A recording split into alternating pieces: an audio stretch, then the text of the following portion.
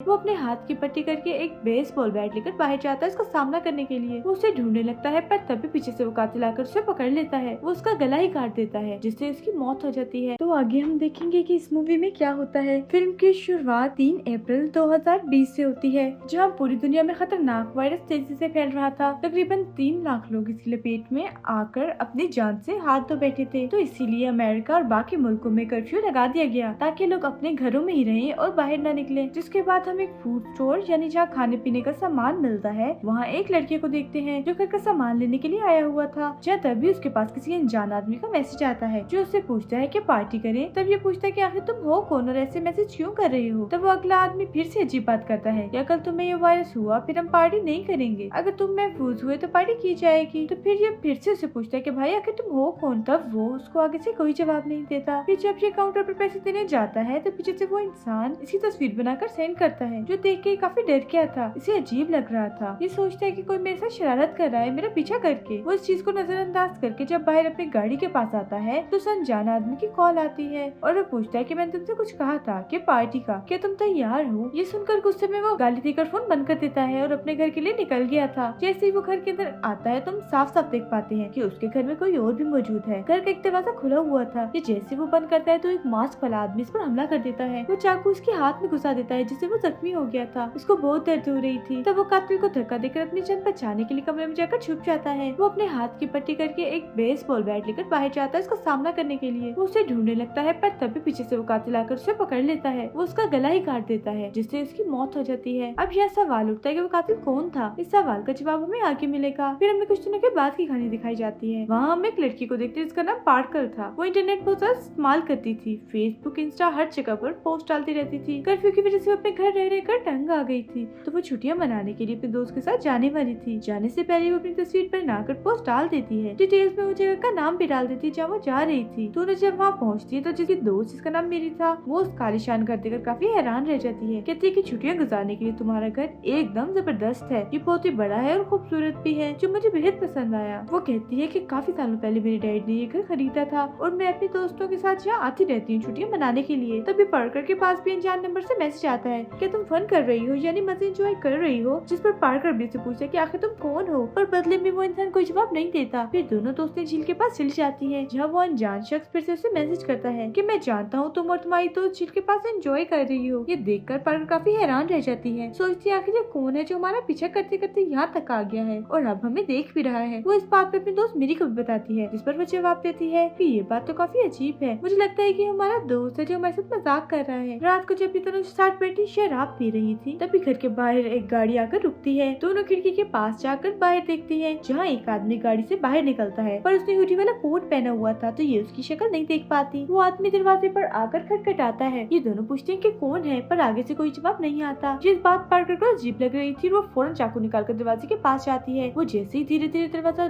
खोलती है तो वहाँ पर कोई भी नहीं होता। पर जब उसकी दोस्त मेरी पीछे मुड़कर देखती तो वहाँ उनका दोस्त था। पार्कर ने भी उसे देख लिया था तो वो गुस्से में उससे पूछते कि क्या बदतमीजी है। तो वो जवाब देता है कि नहीं मैंने तो नहीं डराया, मैंने तो दरवाजा खटखटाया था जो किसी ने नहीं खोला तो मैं पीछे की दरवाजे से अंदर आ गया। पार्कर उससे पूछते मगर तुम यहाँ क्यों आए हो। तो वो कहता है कि जब तुमने पोस्ट डाली तो मैंने फौरन देख ली, मैं दरअसल तुम्हें सरप्राइज देने के लिए यहाँ आया हूँ। असल में पार्कर का ये दोस्त उसे पसंद करता है लेकिन पार्कर उसके बारे में ऐसा नहीं सोचती थी। वो थोड़ी अलग थी जिसने न सिर्फ इससे बल्कि काफी सारे लड़कों से दोस्ती की थी। वो उसे कहती है कि तुम इसी वक्त फौरन मेरे घर से चले जाओ क्योंकि मैं और बस मेरी ही यहाँ छुट्टियां मनाने आए हैं तो तुम यहाँ मत रुको। तो वो कहता है कि मैं सिर्फ तुम्हारी खातिर इतनी दूर का सफर तय करके आया हूँ तो मैं अभी नहीं कल सुबह चला जाऊंगा। तो पार्कर उसे सिर्फ आज रात यहाँ रात गुजारने को इजाजत दे देती है। वो बोर हो रही थी इसीलिए बेसमेंट में जाकर डांस करने लगती है जिससे वो काफी थक गई थी। उसका दोस्त पार्कर को रोककर एक वीडियो दिखाता है जो उसने इंटरनेट पर डाली थी जब वो लड़के के साथ थी जिसे वो पार्टी में मिली थी। वो पूछता है ये लड़का कौन है और इससे तुम्हारा क्या रिश्ता है। पार्कर कहती है वो दरअसल मुझे ये लड़का अच्छा लगा था पार्टी में तो मैंने इसे दोस्ती कर ली। ये सुनकर वो कहता है ये गलत चीज है, आखिर कब तक ऐसा करती रहूगी, मैं तुमसे शादी करके इन सब चीजों से तुम्हें दूर करना चाहता हूँ। पार्कर जवाब देती है कि ऐसा कभी नहीं हो सकता, जैसे तुम सोच रही हो मैं तुम्हें सिर्फ एक अच्छा दोस्त मानती हूँ, इससे बढ़कर कुछ भी नहीं। इतना कहकर वो यहाँ से चली जाती है और उसकी दोस्त को बहुत बुरा लगता है। वो दुखी हो गया था। कुछ देर बाद वो दरवाजा खोलकर अपनी गाड़ी के पास आता है जरूरी सामान लेने के लिए। जब तभी हम उसके पीछे मास्क मैन को देखते हैं जो कातिल था और वो चुपके से दरवाजा खुला देखकर घर के अंदर घुस जाता है। तो यहाँ पता चलता है जो मैसेजेस पार्कर के पास आ रहे थे वो ये मास्क मैन ये कातिल ही कर रहा था। पार्कर का दोस्त अपना सामान लेकर वापस अंदर आता है और दरवाजे को लॉक कर देता है है। इसके बाद तीनों ही अपनी अपनी जगहों पर जाकर सो जाते हैं। पार्कर जब सो रही थी तो उसके कमरे में वो मास्क पहना कातिल आता है जो उसको मोबाइल चुरा कर अपने साथ रख लेता है। ऐसे ही फिर वो उसके दूसरे कमरे में जाकर उसको मोबाइल भी ले लेता है। आधी रात को जब उसके दोस्त की आँख खुलती तो वो ये देखकर काफी हैरान था कि मेरा मोबाइल जहाँ से गायब है। उसे अजीब लग रहा था कि भला ऐसे कौन कर सकता है। जब वो नीचे आकर पूरे घर में अपना मोबाइल ढूंढने लगता है, पार्कर भी जाग गई थी। वो भी जब देखती है इसको मोबाइल गायब है तो वो सोच में पड़ जाती है भला ये किसका काम है, मेरा मोबाइल कौन ले सकता है। वो फिर नीचे जाने लगती है तब उसका दोस्त रास्ते में ही उसको पकड़ लेता है। कोई शोर न करे वो उसके मुंह पर हाथ रख लेता है और आहिस्ता से उसे बताता है कि गौर से मेरी बात सुनो, हम तीनों के अलावा घर में कोई चौथा आदमी भी है जो बिन बुलाए यहाँ आ गया, जो खतरनाक है, मास्क पहना हुआ है और उसके पास चाकू भी है। मैंने उसे घर में घूमते हुए देखा है। तो अब तुम ऐसा करो कि चाबी लेकर बाहर गाड़ी में जाओ, मैं मेरी को जगाकर उसको भेजता हूँ ताकि वो तुम दोनों को नुकसान न पहुँचा दे। ये सुनकर पार्कर उसकी गाड़ी की चाबी लेती है और खिड़की से बाहर आ जाती है। गाड़ी में बैठकर फिर वो दोनों के आने का इंतजार करने लगती है। खिड़की से वो देखती है कि वो मास्क पहना आदमी मेरी के कमरे में है और चाकू से बस उसे मारने ही वाला है। अब इससे पहले वो चाकू से उस पर वार करता है, उनका दोस्त आकर कातिल को रोक देता है। वो फिर कातिल से लड़ने लगता है। तो तक मेरी भी जाग गई थी तो उनका दोस्त कहता है जल्दी करो, भागो यहाँ से, बाहर गाड़ी में जाकर बैठो। तो वो ऐसा ही करती है, फौरन भागकर गाड़ी की तरफ जाने लगती है। दोनों लड़कियां गाड़ी में बैठकर अपने दोस्त के आने का इंतजार करने लगती हैं। कातिल से लड़ने के बाद वो वहाँ से भागने लगता है तो कातिल चाकू से काफी बुरी तरह उस पर वार करता है जिससे वो काफी जख्मी हो गया था, उसका खून बहने लगता है। उधर तभी दरवाजा खुलता है तो वो दोनों लड़कियां देखती है कि उनका दोस्त बाहर आ रहा है, ठीक नहीं है, वो जख्मी है। वो जब उसके पैरों की तरफ देखती है तो दंग रह जाती है क्योंकि वो हवा में लटका हुआ था। तभी फौरन उसके पीछे कातिल भी निकल कर आता है। लड़कियां ये देखकर काफी डर जाती हैं कि कातिल ने उसके पीठ पर एक भाला घुसाया हुआ है और उसके जरिए वो हवा में लटक रहा है। अब जाहिर है उसे इतनी तकलीफ थी कि वो वहीं पर अपना दम तोड़ देता है। दोनों डर से चिल्लाने लगती है और गाड़ी लेकर वहाँ से भागने लगती है। पर उस चालाक कातिल ने उनकी गाड़ी की सारे टायर पंचर कर दिए थे तो वो यहाँ से नहीं निकल पाती। लेकिन बेकाबू होकर गाड़ी एक पेड़ से टकरा जाती है। उनका एक्सीडेंट हो गया था। गाड़ी जैसे रुकती है वो कातिल सामने आ चुका था, एक ईंट से उन पर हमला कर देता है। तो ये दोनों लड़कियां जल्दी से गाड़ी से उतरकर भागती हैं और वापस घर के अंदर आ गई थी। वो ऊपर वाले कमरे में जो सीढ़ियों के सामने था वहाँ जाकर छुप जाती हैं और दरवाजे को मजबूती से बंद कर देती हैं। पर तभी वो कातिल भी यहाँ आ गया था, दरवाजा पीटने लगता है। दरवाजा खोलकर जैसे वो अंदर आने की कोशिश करता है तो पार्कर उसे धक्का देती है। वो सीढ़ियों से नीचे गिर जाता है और इस दौरान उन दोनों को मौका मिल गया था यहाँ से भागने का। पार्कर खिड़की तोड़ देती है और यहाँ से निकलकर छत की तरफ जाने लगती है। वो अपने दोस्त को कहती है कि तुम भी मेरे पीछे पीछे आओ। पर जब मेरी वहाँ से गुजर रही थी तो खिड़की से कातिल उसको पकड़ लेता है। वो जोर से उसको धक्का देता है जिससे वो नीचे जाकर गिरती है। उस बेचारी की टांग टूट गई थी, काफी तेज खून बहने लगता है, बहुत जख्मी थी वो, उसकी हालत खराब होने लगती है। नीचे आकर पार्कर फौरन किचन में जाती है चाकू लेने के लिए। पर तभी यहाँ कातिल भी पहुँच चुका था। वो उसके हाथ में चाकू घुसा देता है जिससे वो जख्मी हो गई थी। लेकिन अभी भी वो हिम्मत नहीं हारती, उसका मुकाबला करती है। पर वो कातिल उस पर भारी पड़ के उसे काफी पीटता है। मगर इसी बीच पार्कर उसके ऊपर आकर स्टील की कोई काफी मजबूत चीज उसके सर में घुसा देती है। तब उसके मुंह से खून आने लगता है और वो फौरन बेहोश हो गया था। ये देखकर पार्कर सुकून का सांस लेती है। उसे लग रहा था खतरा टल चुका है। पर जब उसकी नजर दरवाजे पर पड़ती है तो वो काफी हैरान रह गई थी क्योंकि इस कातिल का दूसरा साथी भी अंदर आ चुका था। वो अपने साथी को मरा हुआ समझकर दुखी होकर रोने लगता है। पार्कर फौरन यहाँ से भागकर बाहर अपने दोस्त के पास आती है, ये चेक करने की वो मर गई है या जिंदा है। तब उसे पता चलता है कि मेरी ये भी जिंदा है,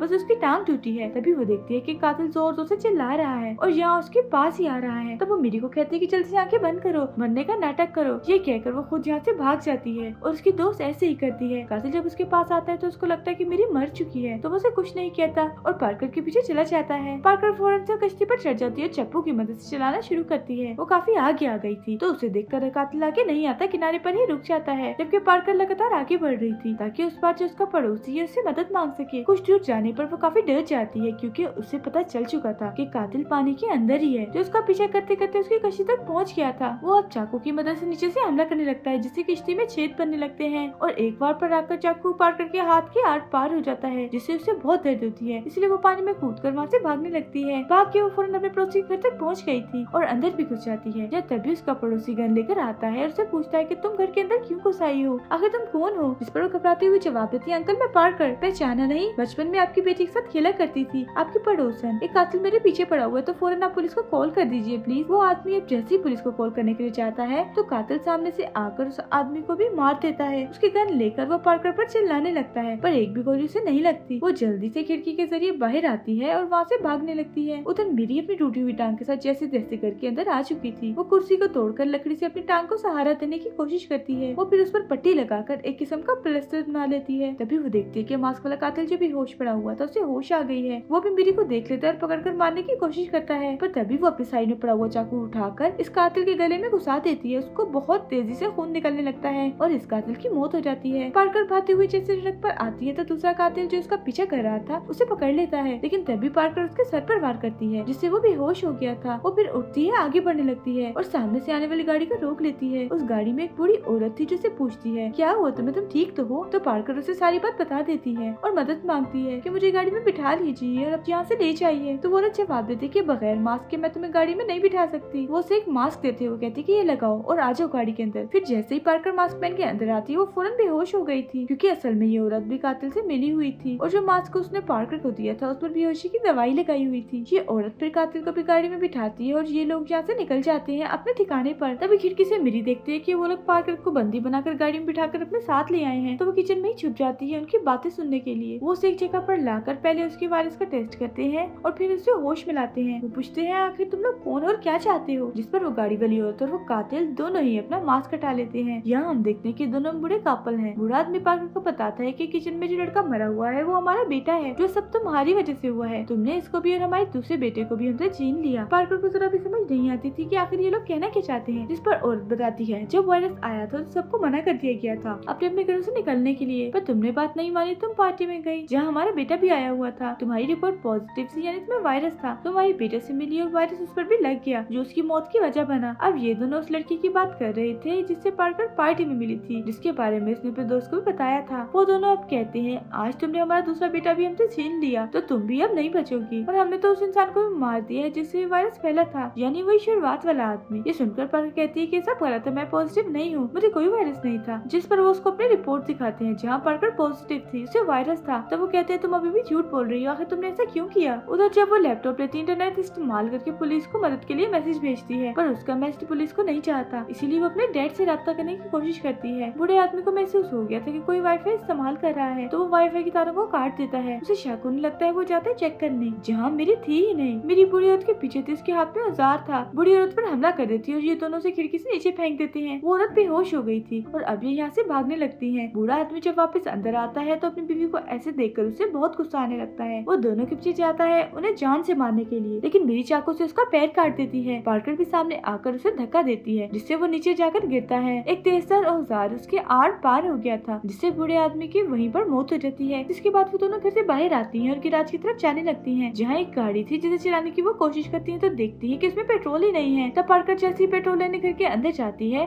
तो बूढ़ी औरत एक कुल्हाड़ी से उस पर हमला कर देती है। वो उसे जान से मारने वाली होती है कि तभी पीछे से मिली आकर उस पर हमला कर देती है, जिससे वो पेट्रोल जो मिली के हाथ में था बूढ़ी औरत पर गिर जाता है। तो मेरी बूढ़ी औरत की जेब से लाइटर लगाकर उसको जला देती है और यहाँ उसकी भी मौत हो जाती है। फिर ये दोनों बाहर आती है और देखती है कि यहाँ पुलिस आ गई है। दरअसल पुलिस इन लोगों को ही बचाने के लिए आई थी, क्योंकि मैसेज सेंड नहीं हुआ था, बाद में वो हो गया था। दोनों की ही जान बच गई थी और ये कहानी यहीं पर खत्म हो जाती है। Thank you for watching. Movie अच्छी लगी हो तो लाइक, शेयर और चैनल को सब्सक्राइब जरूर कीजिएगा।